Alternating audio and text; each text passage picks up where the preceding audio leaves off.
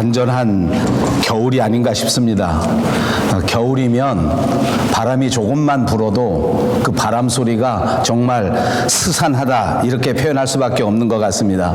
사실 봄에는 바람이 불면 살랑살랑 바람이 분다 이렇게 표현하는데 그 바람의 강도가 크게 달라지진 않은 것 같은데 그 바람이 이제 여름에 불면 그 바람이 아주 살랑살랑하기보다 막 뜨겁고 가을에 그런 바람이 불면 그 가을 바람은 좀 서늘하게 느껴지고요.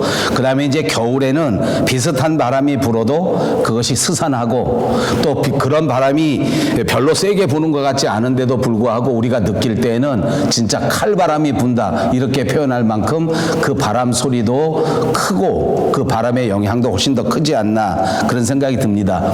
왜 그럴까? 제 답이 정확한 대답은 분명히 아닐 것입니다. 제가 혼자 느껴볼 때 왜 봄에는 바람이 살랑살랑 불고 왜 이 겨울에는 바람이 스산하게 부는가 이렇게 생각을 한번 해보았습니다. 왜 그런가 여러분도 한번 생각해 보시기 바랍니다. 제 생각에는 아마 봄에 부는 바람을 맞이할 때에는 그 나무들이 아주 나무 속의 양분도 풍성하고 물도 잘 이렇게 공급이 돼서 촉촉하고 또 이제 막 성장하려고 마음속에 마음을 결심하고 하니까 마음이 훈훈해서 그래서 그 바람마저도 불어온다고 할지라도 살랑살랑 이렇게 느껴지게 되는데 가을이 되고 겨울이 되면 나무가 바짝 말라붙어서 조금만 바람이 불어도 그 바람 소리가 막 후다다다닥 하고 소리를 내기도 하고 또 그 바람이 그렇게 스산하게 느껴지는 것 아닌가 그런 생각이 듭니다. 사람도 마음이 뜨거우면 또 마음이 따뜻하면 세상에 역경이 불어닥치고 어려움이 닥쳐온다고 하더라도 그 모든 핍박도 어려움도 다 살랑살랑 부는 것 같아서 얼마든지 견뎌내기도 하고 또 오히려 그것으로 아름다운 조화를 이루면서 인생을 살 수 있는 것인데 사람의 마음이 이게 막 다 멜라붙어 버리고 사람의 마음이 건조해져 버리면 바깥의 환경이 조금만 나빠져도 그만 큰 소리가 나고 바깥에서 닥쳐오는 핍박과 어려움이 조금만 세다 이렇게 느껴지게 돼도 아마 큰 힘이 들고 그런 힘든 소리가 나는 거 아닌가 어떻습니까? 제가 볼 때 요즘 현대인의 사람들에게 가장 큰 문제 가운데 하나는 화가 많다는 것입니다. 어린아이도 화를 많이 냅니다. 은퇴하신 노인들도 화를 많이 냅니다. 제가 어렸을 적에는 할머니 할아버지를 머릿속에 떠올리면 그저 인자한 표정에서 따뜻한 말씀을 해주시는 그런 할머니 그런 할아버지였는데 제가 할아버지가 되고 나서 보니까 제 주변에 있는 할아버지들이 그렇게 인자한 표정을 짓기보다는 어딘가 화가 나 있고 어딘가 불만이 가득 차 있고 누가 건드리기만 하면 소리를 버럭 질러버리는 모습을 보이는 거 왜 그런가? 마음이 메말라서 그런 것 아닌가? 마음이 건조해서 그런 것 아닌가. 우리 예수 믿는 사람부터 저는 우리 밴쿠버 영성교회 성도님들부터 다시 한번 우리의 마음이 따뜻하고 온화하고 부드러워졌으면 하는 생각을 갖습니다. 옆에 있는 분들과 인사합니다. 따뜻한 마음으로 어서 오십시오. 반갑습니다. 따뜻하십니까? 따뜻하세요? 부드러우십니까? 한 번 더 합니다. 정말 따뜻하게 정말 부드럽게 어서 오십시오. 반갑습니다. 예수님을 우리의 구주로 믿고 하나님을 내 아버지로 믿는 것 그것이 우리의 신앙생활입니다. 그런 신앙생활의 가장 중요한 것은 마음을 따뜻하게 하는 것입니다. 마음을 부드럽게 하는 것인 줄로 믿습니다. 유명한 남포교회 박영선 목사님이라고 하는 분이 생각하는 신앙이라는 책을 썼는데 그 속에 신앙은 얼마나 하나님을 잘 아는 것인가 하는 것이 신앙이다 라고 말씀하셨습니다. 말씀하신 적이 있습니다. 그러니까 우리의 신앙생활이라고 하는 것은 교회를 몇 년 동안 다녔는가, 교회에서 얼마나 많은 공헌을 하였는가 하는 것이 중요한 것이 아니고, 내가 얼마나 하나님의 마음을 헤아리고 내가 얼마나 하나님에 대하여 잘 알고 있는가 하는 것이 우리 신앙생활의 가장 중요한 것이다 라고 말씀하시는 것입니다. 저도 강단에서 날마다 일평생토록 하나님의 말씀을 선포하고 하나님이 어떤 분이다 하는 것을 여러분에게 전파하지만, 그러나 사실은 들여다보면 그것이 겉에 불과한 문자적인 지식에 불과한 그런 경우가 참 많다고 고백할 수밖에 없습니다. 더 하나님의 깊은 마음을 알아가는 삶이 필요하다는 것입니다. 더 따뜻한 그 주님의 사랑에 부딪히는 삶이 이 2019년 마지막 보내는 이 겨울에 저와 여러분에게 꼭 넘쳐나시기를 바랍니다.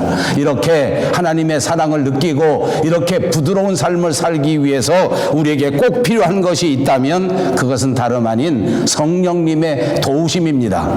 날마다 기도하셔서 성령께서 우리의 마음을 부드럽게 만들어주시고 성령께서 우리의 마음을 따뜻하게 하셔서 우리가 살아가는 이 삶에서 믿음의 사람들로서 자랑스러운 신앙의 삶을 살아갈 수 있는 저와 여러분, 우리 교회가 꼭 되시기를 다시 한번 주님의 이름으로 축복합니다. 이제 오늘 본문 1절에 있는 말씀을 보겠습니다. 그동안에 무리 수만 명이 모여 서로 밟힐 만큼 되었더니 예수께서 먼저 제자들에게 말씀하여 가라사대 바리새인들의 누룩 곧 외식을 주의하라. 이제 지난 11장까지 강의할 때에 이 말씀을 보면 바리새인들이라고 하는 사람들이 예수 믿는 사람들을 핍박하고 예수 믿는 사람들을 다 잡아 죽이려고 하는 마음을 가졌습니다. 그래서 나중에는 이 믿는 사람들만 핍박한 것이 아니라 예수님 자신을 공격하고 예수님 자체도 어떻게 하든지 붙잡아 버리려고 하는 마음을 가졌습니다. 그럴 때에 예수님께서 이 제자들에게 말씀하신 내용인데, 그 내용의 주제가 무엇인고 하니 핍박을 두려워하지 말라, 비바람을 두려워하지 말라, 세상에서 당하는 어려움과 환난과 도전을 두려워하지 말라라고 말씀하신 것입니다.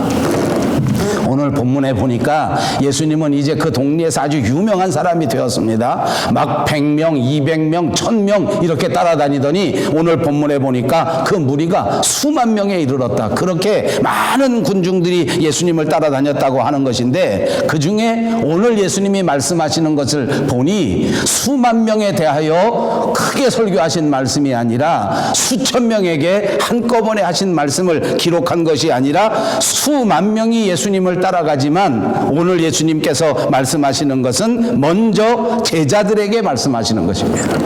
먼저 제자들에게 말씀하실 때에 바리새인들의 누룩 외식을 주의하라 이렇게 말씀하고 있는 것입니다. 그렇습니다. 열렬히 예수님을 환영하고 열렬히 예수님을 따라다니는 군중 수만 명이 있고, 또 동시에 그 안에 예수님께서 선택하신 소수의 제자들이 있다는 것을 가르쳐 줍니다. 여러분, 우리가 세상에서 살아갈 때에도 진짜 중요한 말을 하려고 하면 조용히 말하는 것입니다. 진짜 소중한 말을 하려고 하면 조용히 말하게 된다는 것입니다. 오늘 이 성경에서 말하는 것은 군중들 수만 명이 있을 때 큰 소리로 하는 그런 외침의 말씀을 기록한 것이 아니라 아주 적은 소수의 선택받은 예수님의 제자들, 오늘 이 땅 위에 신앙생활을 참되게 살아가야만 할 진짜 사명자들에게 향하여 말씀해 주신 것입니다. 사랑하는 여러분, 저는 2019년이 다 가는 이 시점에서 이 누가복음을 강의할 때에 이 대목이 우리에게 주는 교훈이 굉장히 크다고 생각합니다. 그것은 무엇인지 아십니까? 우리의 신앙생활 하는 중에 군중 속에서 하나님을 체험하고 많은 사람들과 더불어 하나님의 말씀을 듣는 것도 중요하지만, 지금 이 시점에 저와 여러분에게 정말 중요한 것은 하나님과 나와의 조용한 대화입니다. 하나님과 나와의 개인 개인적인 관계입니다.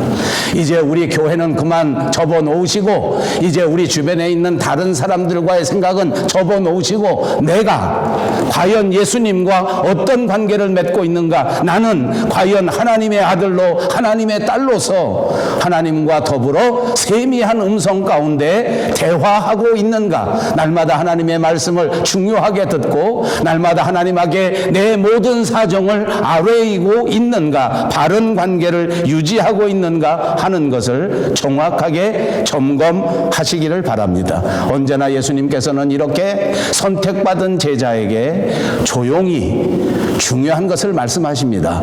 여러분, 간절히 하나님 앞에 기도하실 때에 이 해가 다가기 전에 우리 인생에서 꼭 있어야 할 가장 중요한, 여러분의 가정 안에 오늘 이 순간 가장 필요한 그 말씀을 조용하게 나지막히 세미한 음성으로 들려주실 줄로 믿습니다.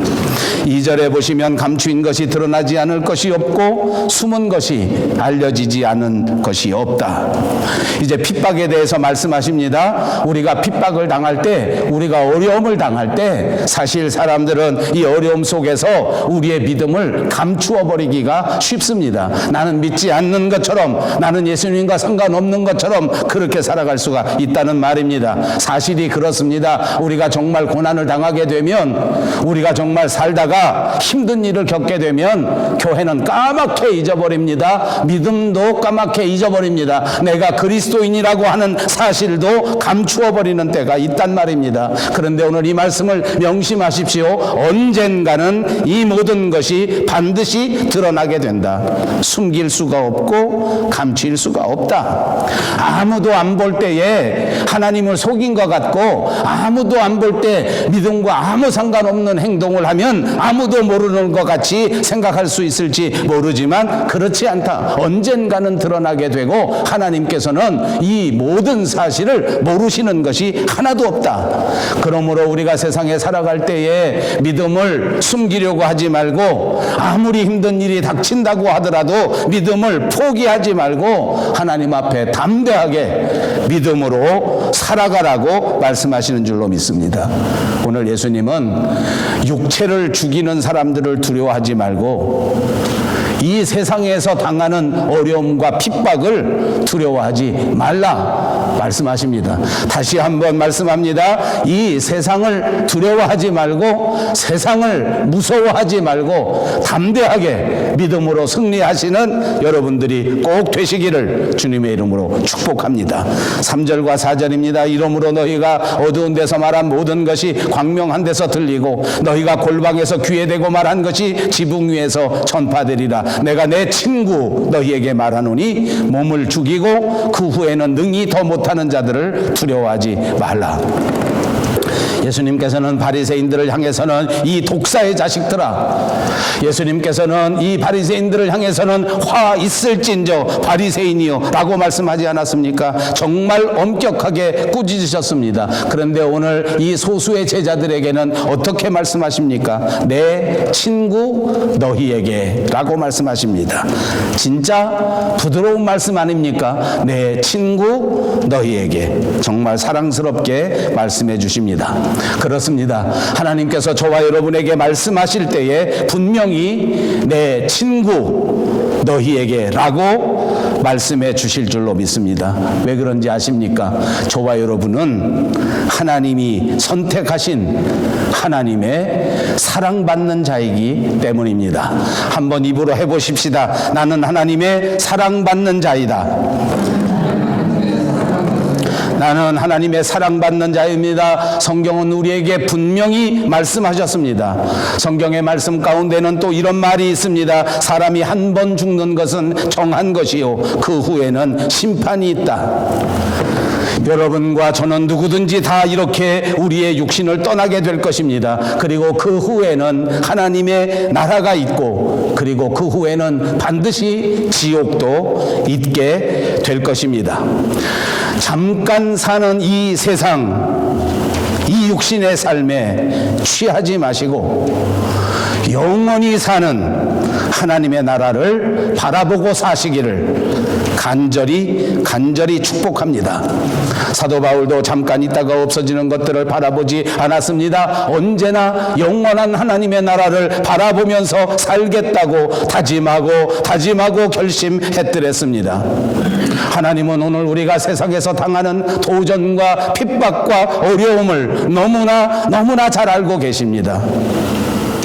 그러므로 우리가 지혜롭게 이 모든 세상의 삶을 극복하기를 바라고 계시고 도와주신단 말입니다. 오늘 우리가 이 세상을 향하여 믿음을 포기하지 않은 채 믿음을 가지고 살아가려고 하시면 하나님은 반드시 여러분을 지혜롭게 하시고 하나님은 반드시 여러분을 뜨겁게 하셔서 이 모든 세상을 이기고 승리하게 만들어 주실 줄로 믿으시기를 바랍니다. 그러므로 우리는 믿음 안에서 뱀같이 지혜롭고 비둘기같이 순결해야 합니다. 믿음은 지켜야 하지만 그러나 지혜롭게 해야 된다는 말입니다. 오늘날 믿는 사람들이 믿음은 충만한데 지혜가 없어서 세상에 매여 세상에 이리저리 지고 마는 불쌍한 모습이 있기 때문입니다. 지혜롭게 믿음을 지키자 하는 말입니다. 순결한 마음으로 이 믿음을 지켜가는 저와 여러분이 꼭 되어야 될 줄로 믿습니다.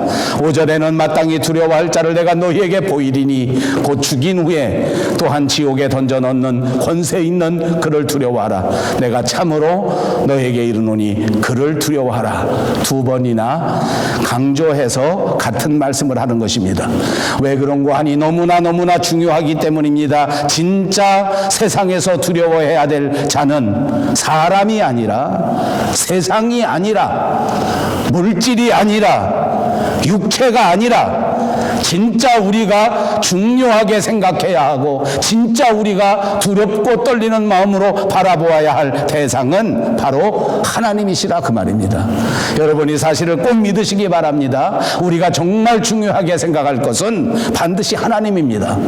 경제가 제일 중요한 것이 아니란 말입니다. 육체의 건강이 인생에서 가장 중요한 것이 아니란 말입니다. 우리에게서 가장 중요한 것은 바로 하나님이십니다.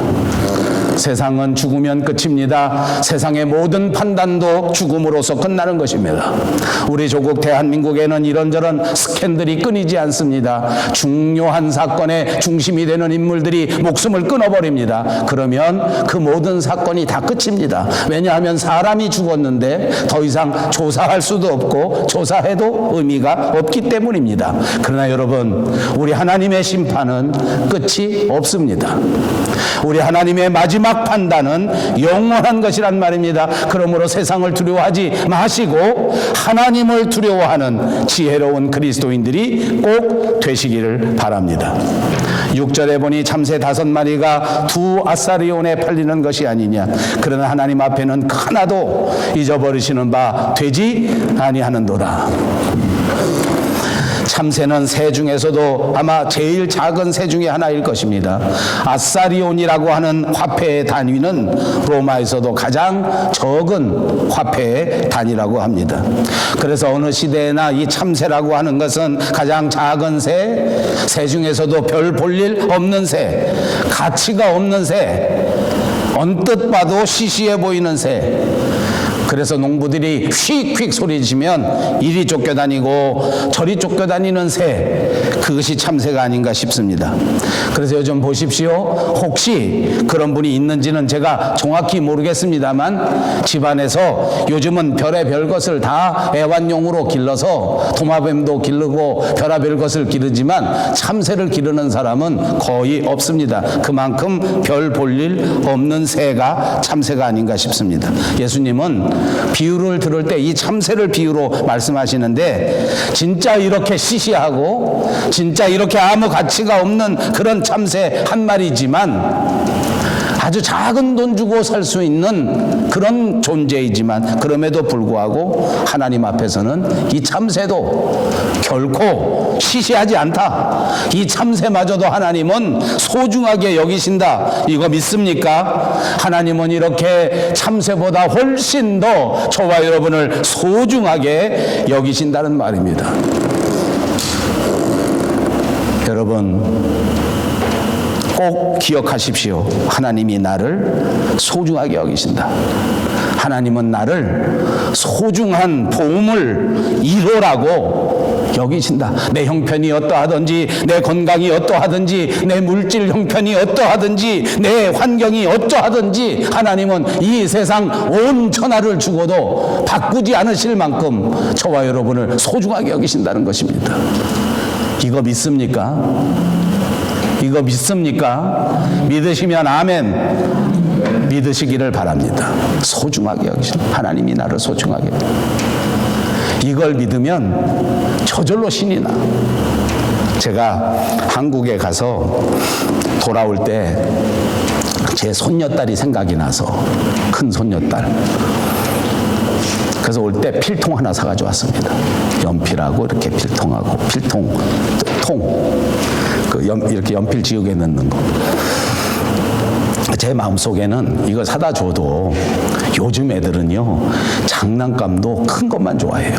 제 손녀딸은 큰 것만 좋아하더라고. 비싼 걸 좋아해. 기가 막히게 알아. 월마트에 사러 가자 그러면 안 가. 토이스알라스로 가면 얼른 뛰어가.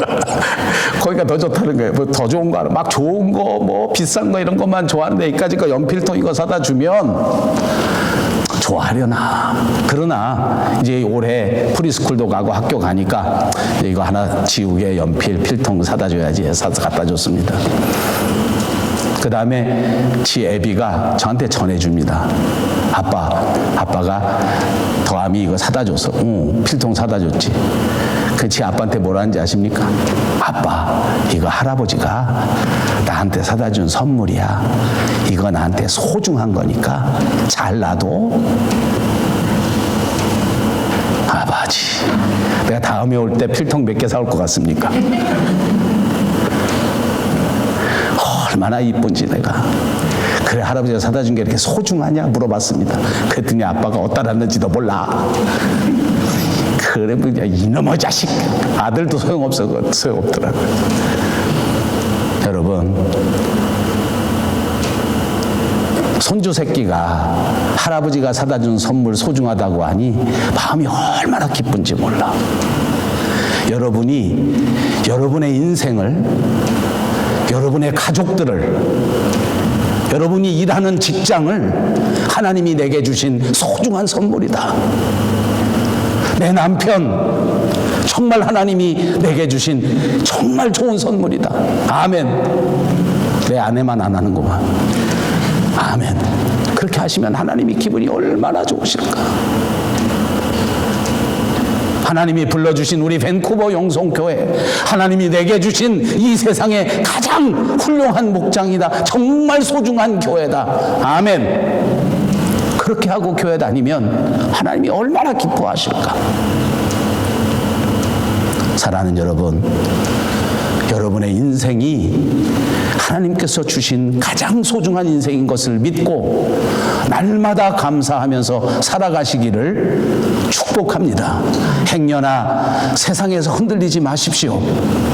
어둠의 세력들이 말하는 잘못된 가치관 받아들이지 마십시오. 하나님은 여러분을 천하보다도 귀한 존재로, 소중한 존재로 마음속 깊이 새기고 계시다는 것입니다. 언젠가 환난 가운데 건지실 것이요, 언젠가 여러분의 마음속에 선한 일을 시작하신 그리스도께서 아름다운 영생으로 열매를 맺어 주실 것을 믿으시기를 바랍니다.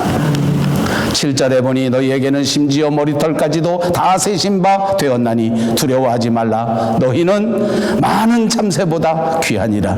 그렇습니다. 두려워할 필요가 없습니다. 담대하게 2019년 마감하고 2020년 새해에는 더더욱 담대하게 하나님을 믿는 그리스도인으로서 축복된 한 해, 승리하는 한 해가 꼭 되시기를 바랍니다. 여러분은 인생에서 과연 무엇을 소중하게 생각하십니까? 하나님은 이처럼 천하보다도 귀하게 여러분들을, 우리들을 소중하게 여기시는데 나는 과연 무엇을 소중하게 여기는가 생각해 보십시오. 나는 오로지 명예만을 소중하게 여깁니다. 내 명예가 이 세상에 최고로 중요합니다. 그래서 누구라도 내 명예를 건드리기만 하면 하면 참지를 못합니다. 누구라도 내 명예에 조금만 어려움을 겪어지면 그만 그 목숨도 던져버립니다. 그래서 대한민국의 사람들이 제일 많이 자살하는 것 같아 보입니다. 안타까운 일입니다. 나는 무엇을 소중하게 여깁니까? 여러분 용서하시고 들으십시오. 목사로서 보니까 교인들이 가장 소중하게 여기는 것은 무조건 돈입니다. 돈만 있으면 안 되는 게 없다. 물질. 그래서 물질이 없으면 목숨도 내려놓는 일들이 얼마나 많은지 모릅니다. 요즘 우리 조국 대한민국의 젊은이들은 인기를 소중하게 여깁니다. 인기를 놓치면 또 자살해버립니다. 어떤 사람은 출세를 소중하게 여깁니다. 아닙니다. 영원한 생명, 영성을, 하나님의 구원을 가장 소중하게 여기시는 여러분들이 꼭 되시기를 바랍니다. 8절과 9절입니다. 내가 또한 너에게 말하노니 누구든지 사람 앞에서 나를 시인하면 인자도 하나님의 사자들 앞에서 그를 시인할 것이요 사람 앞에서 나를 부인하는 자는 하나님의 사자들 앞에서 부인을 당하리라. 누구든지 말로 인자를 거역하면 사하심을 받으려니와 성령을 모독하는 자는 사하심을 받지 못하리라. 여러분 사람들 앞에서도 예수 믿는 것을 알리셔야 한다는 말입니다. 많은 사람들이 직장생활 하면서는 슬쩍 예수 믿는 것을 숨깁니다. 불신자들이 많으니까 나도 안 믿는 척하면서 사는 사람들이 있습니다. 그리고 주일날 오면 여전히 주여 주여 하고 회개한다고 합니다. 그러나 여러분 이제부터는 그렇게 살지 마시고 직장에서도 사업장에서도 학교에서도 모든 만남 속에서도 내가 예수 믿게 된 것을 시인하면서 살아갈 수 있는 여러분들이 되시기를 바랍니다. 왜냐하면 예수님께서도 마지막 때에 저와 여러분을 시인해 주실 것이기 때문입니다. 내가 살아가면서 세상에서 곤란해서 예수님을 부인하게 된다면 예수님도 마지막 때 우리를 부인하신다는 말씀입니다. 것입니다. 사랑하는 여러분, 그리스도인 된 것을 자랑스럽게 여기시고 오늘 밴쿠버 영송교회의 교인 된 것을 자랑스럽게 생각하시고 주님께서 우리에게 맡겨주신 직분을 가장 자랑스럽게 가장 소중하게 생각하시고 살아가시기를 바랍니다. 주님께서는 너희는 세상의 빛이요 너희는 세상의 소금이라고 말씀하시고 세상을 두려워하지 말라 하셨고 핍박을 무서워하지 말라 하셨고 그 어떤 환경 속에서도 예수님을 시인하면서 살라고 하셨습니다. 이제부터 우리의 남은 인생토록 결단코 환경 때문에 예수님을 부정하는 핍박 때문에 예수님을 부인하는 미련한 자들이 되지 말고 어떤 상황 속에서도 끝까지 예수님을 시인하며 살아가는 자랑스러운 그리스도인들이 꼭 되시기를 바랍니다. 11절 12절에 보니 사람이 너희를 회당이나 위정자나 권세 있는 자 앞에 끌고 가거든 어떻게 무엇으로 대답하며 무엇으로 말할까 염려하지 말라. 마땅히 할 말을 성령이 곧 그때 너희에게 가르치시리라 하시니라. 여러분 초대교회 때는 예수 믿는다고 말하는 즉시 감옥에 잡아 넣었습니다. 예수 믿는다고 말하면 무자비하게 때렸습니다. 어떨 때는 맞다가 죽는 경우도 비일비재했습니다. 이런 엄격한 상황 속에서 예수님은 말씀하실 때에 그런 데에도 그런 것 때문에 염려하지 말라고 말씀하십니다. 하나님의 성령이 무슨 대답을 해야 할지 말씀해 주시겠다. 하나님의 성령이 이 핍박의 상황 속에서 어찌할 바를 가르쳐 주실 것이다. 여러분 예수 믿는 삶이 그냥 처음서부터 무조건 모든 것이 다 잘 되는 삶은 아닙니다. 예수만 믿으면 무조건 그 마음속에 강같은 평화가 넘쳐나고 예수만 믿으면 무조건 그 가정 안에 아무 염려가 없고 이렇게 되는 것은 아닙니다. 사실은 예수를 믿기로 결심했지만 그럼에도 불구하고 평화가 찾아오기까지는 많은 시간이 필요한 것이 현실이라고 생각합니다. 부부지간에도 그렇습니다. 결혼한 결혼하자마자 무조건 그 가정이 행복한 가정이 되고 결혼하자마자 그 가정에 평화가 강처럼 넘쳐나지 않습니다. 어떻게 보면 부부가 만났는데 서로 사랑해서 만났는데도 불구하고 한 사람은 물이요 한 사람은 기름처럼 결단코 섞이지 않는 시절이 있을 수가 있습니다. 날마다 말마다 서로 트집을 잡고 서로 다투고 서로 싸우는 삶이 있을 수가 있다는 것입니다. 친구도 그렇습니다. 정말 사랑하는 친구인데도 불구하고 그 관계가 어려워지는 때가 있습니다. 그것만이 아닙니다.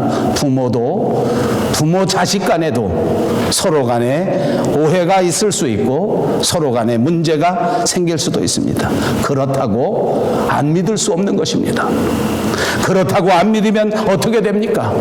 조금 마음이 상했다고 상대를 안 믿어버리면 모든 가정이 깨어져 버립니다. 모든 관계가 깨어져 버립니다. 모든 교회가 무너져 내려버릴 것입니다. 그래도 믿어야 합니다. 어려움 속에서도 믿음으로 이겨야 합니다. 믿음으로 모든 것을 극복하고 승리할 때에 그것이 하나님께 칭찬받는 그리스도인의 삶이란 말입니다. 어떻게 하면 이길 수 있습니까? 그 마음속에 성령의 가르치심이 들어와야 합니다. 그 마음속에 믿음이 들어와야 합니다. 그 가정 안에 예수 생명이 들어와야 될 줄로 믿습니다. 세상에서 핍박을 당해도 세상에서 어려움을 당해도 경제적으로 육체적으로 핍박을 당한다고 할지라도 하나님이 지켜주신다. 이 사실을 믿자는 말입니다. 어떠한 상황에도 하나님이 붙잡으신다. 어떠한 갈등 상황에도 하나님이 지켜주실 것이다.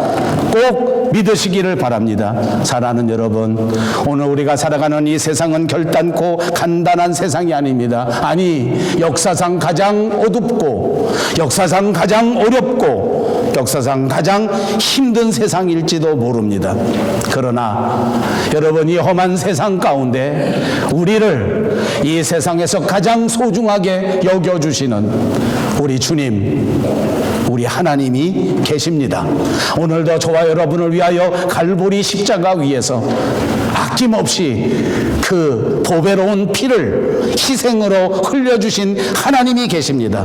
그분을 바라보시고 그분을 믿고 그분의 도우심을 기대하면서 승리하시는 저와 여러분, 우리 교회가 꼭 되시기를 주님의 이름으로 축복합니다.